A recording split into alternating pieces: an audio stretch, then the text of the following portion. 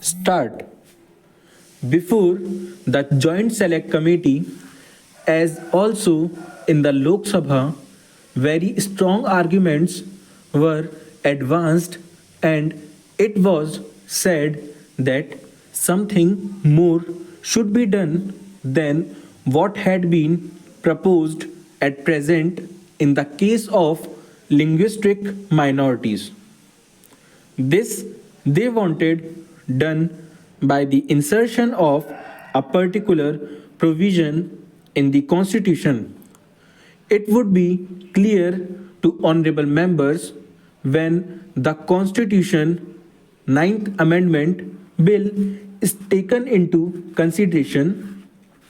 The States Reorganization Commission have also dealt with this question and have suggested that the minorities should not be allowed to develop a separatist tendency.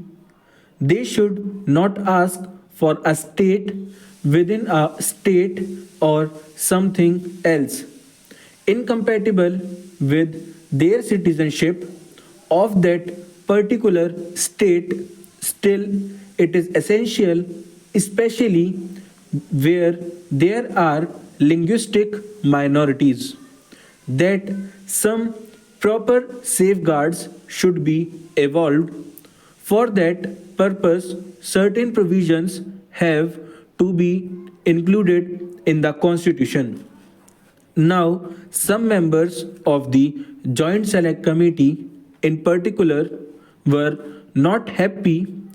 They desired that something more should be done, and in particular, they were anxious that these safeguards should be statutorily reorganized. That is, either they should be placed in the state's reorganization bill itself or in the constitution. That question was considered by the Home Ministry, and we have already sent out to the various state governments and circular, a copy of which was placed before the Joint Select Committee.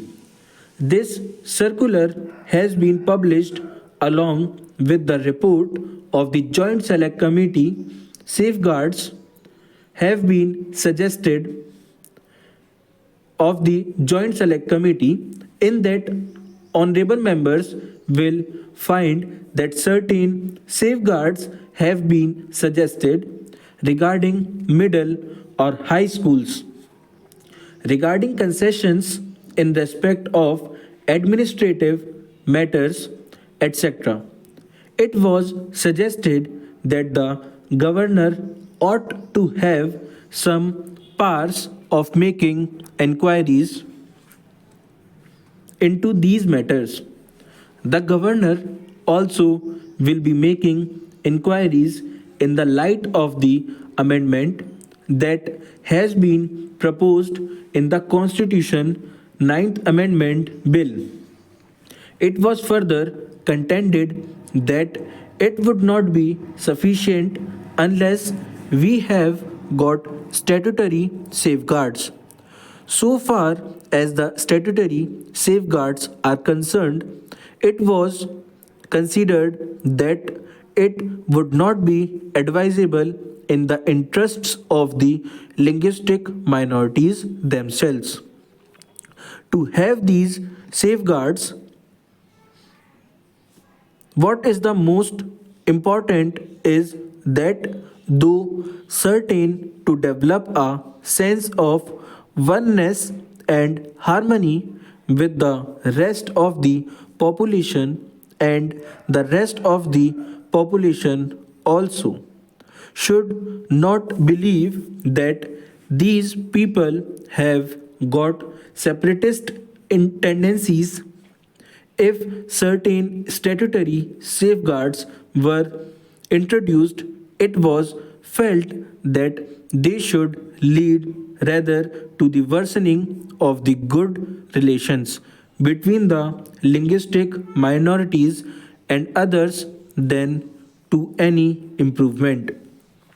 Therefore, all that could be done was to send out a circular to the state governments pointing out broadly the main features of such safeguards with the desire that they should protect or safeguard the interests of the minorities to the extent possible, subject to the reservations that I have already pointed out.